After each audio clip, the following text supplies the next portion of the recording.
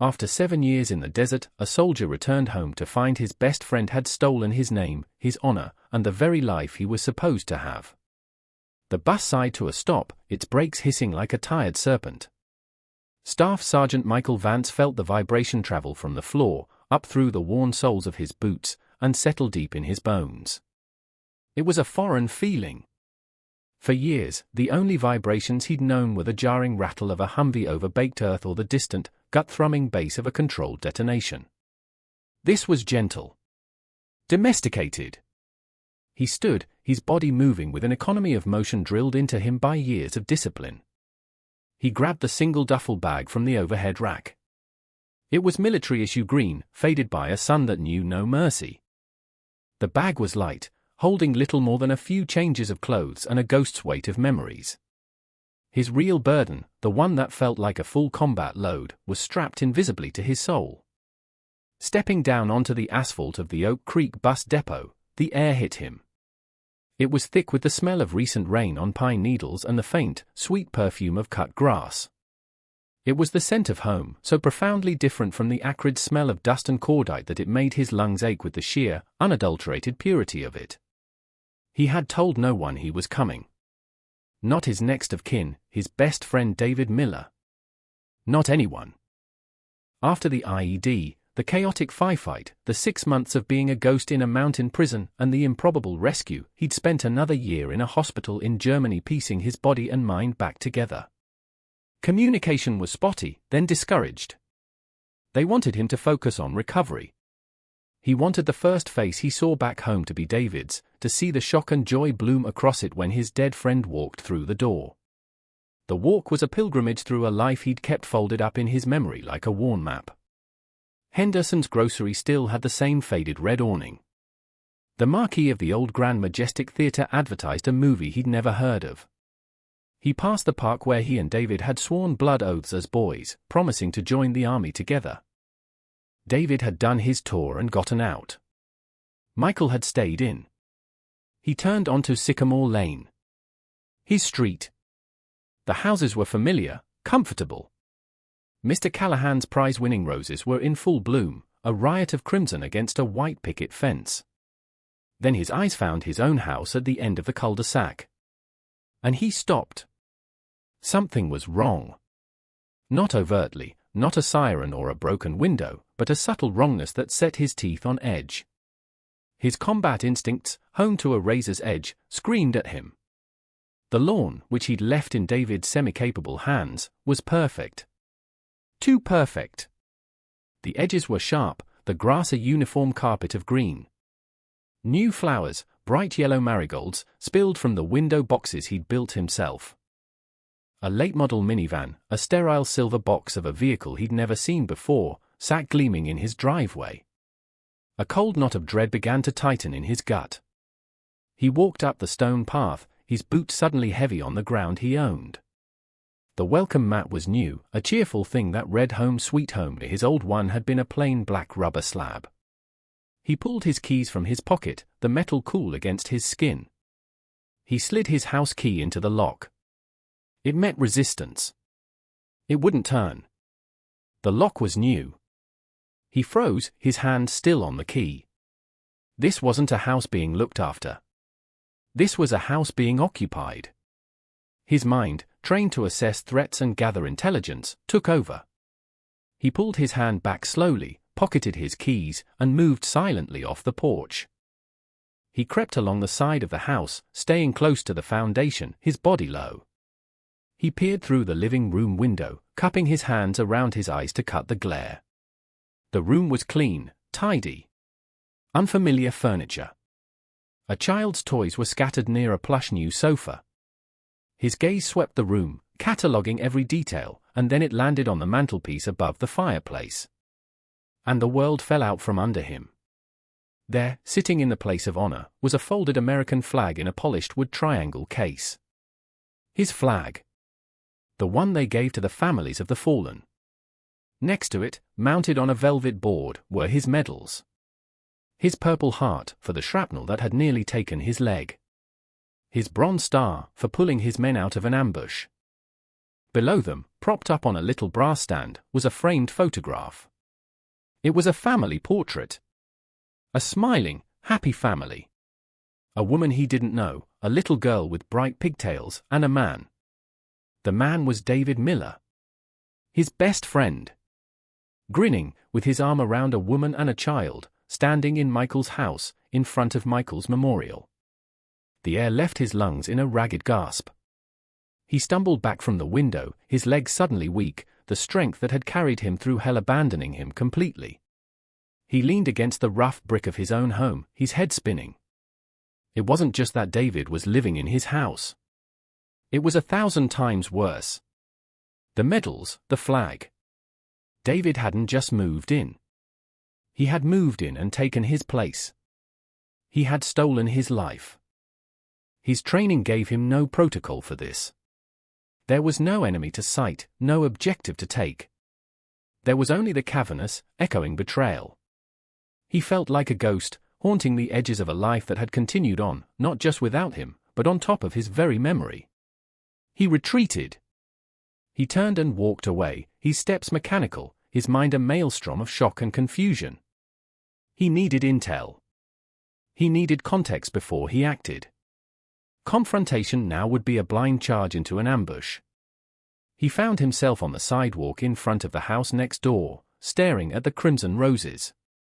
The screen door of Mr. Callahan's house creaked open. The old man stood there, his face etched with the familiar lines of age.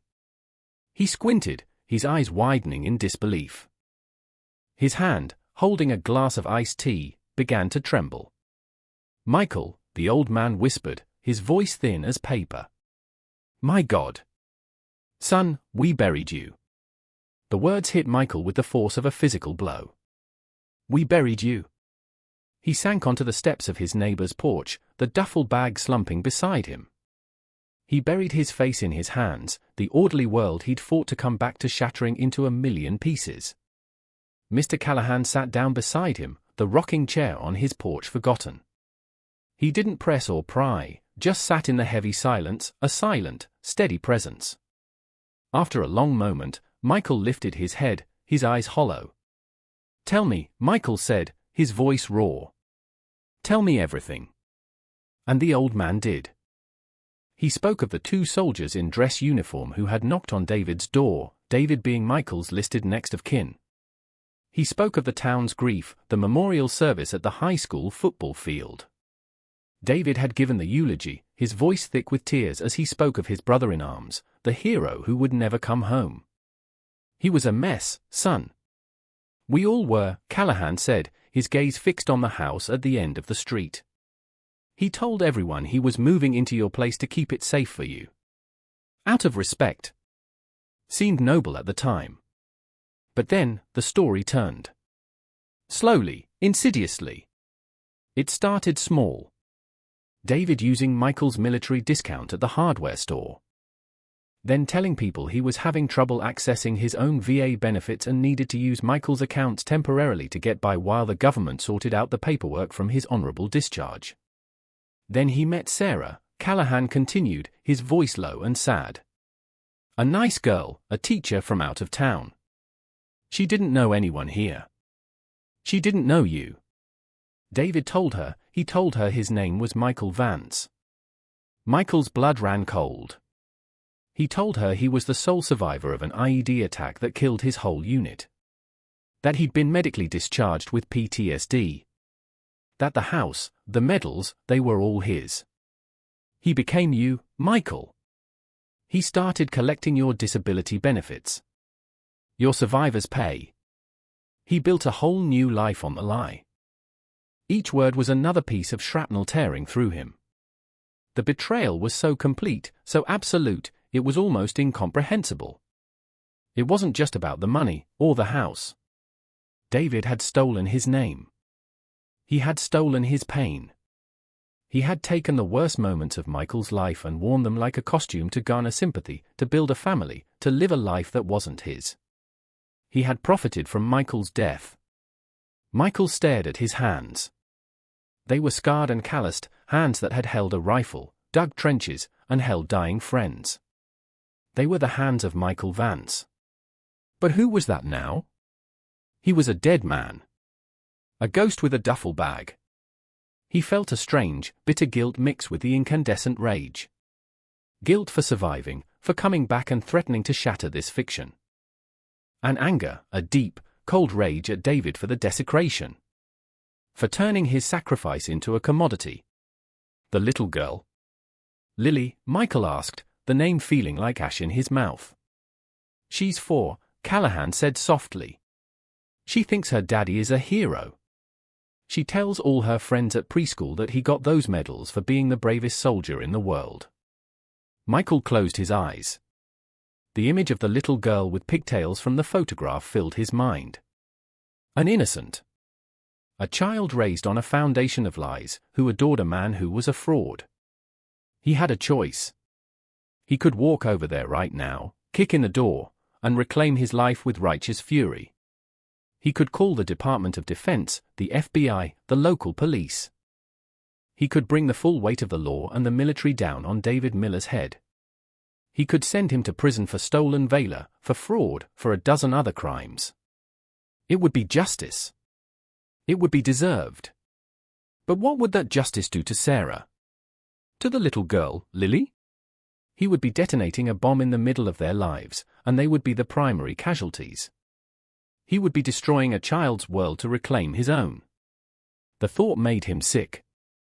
Her father wasn't just a liar, he would be revealed as a ghoul who had feasted on the memory of his dead best friend. His training had taught him to assess the situation, identify the threat, and neutralize it while minimizing collateral damage.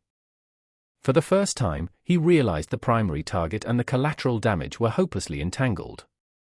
Who was the real enemy here? The broken man who had crumbled under grief and temptation, or the lie that had taken on a life of its own? He spent that night in a sterile room at the Crossroads Motel on the edge of town, the neon sign outside buzzing and flickering, casting red shadows on the wall. He laid his official military ID on the chipped laminate nightstand. Staff Sergeant Michael Vance.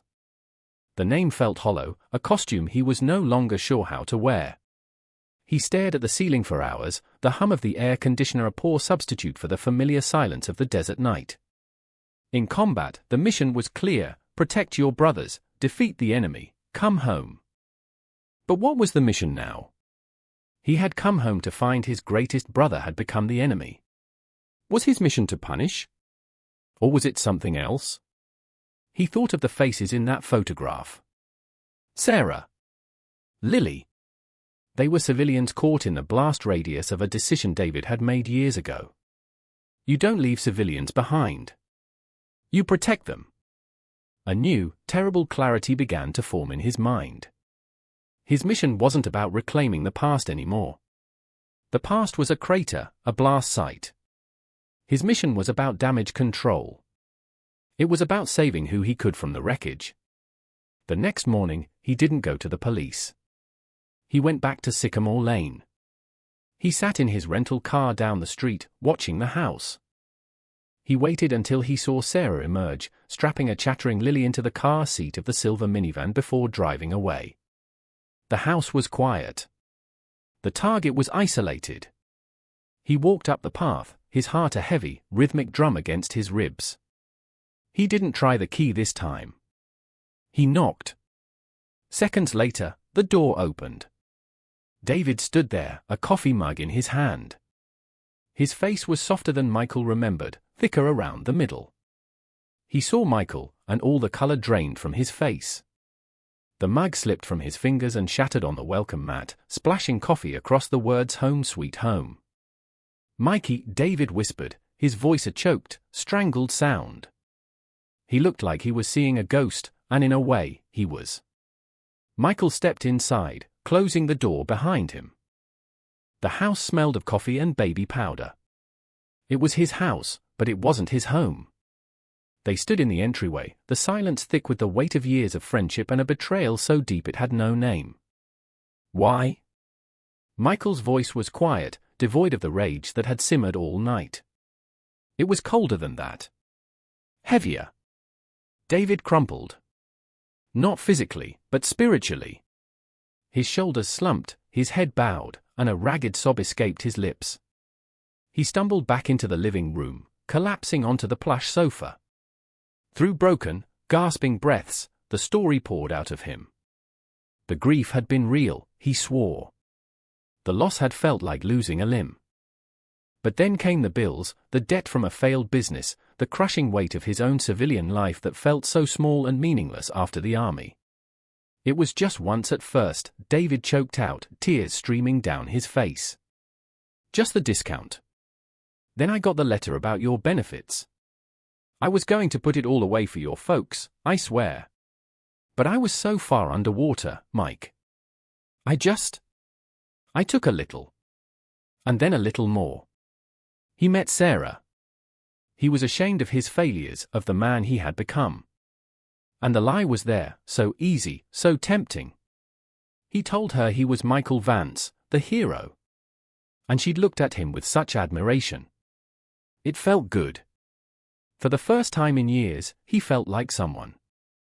The lie grew, layer by layer, until he was trapped inside it. Michael listened, his expression unreadable. He looked at the mantelpiece, at his stolen honor. He didn't offer comfort. He didn't offer absolution. When David finished, his confession hanging in the air like smoke, Michael laid out the terms of his surrender. "You're not going to prison," Michael said, his voice flat and hard as desert rock. "But your life as Michael Vance is over. Today."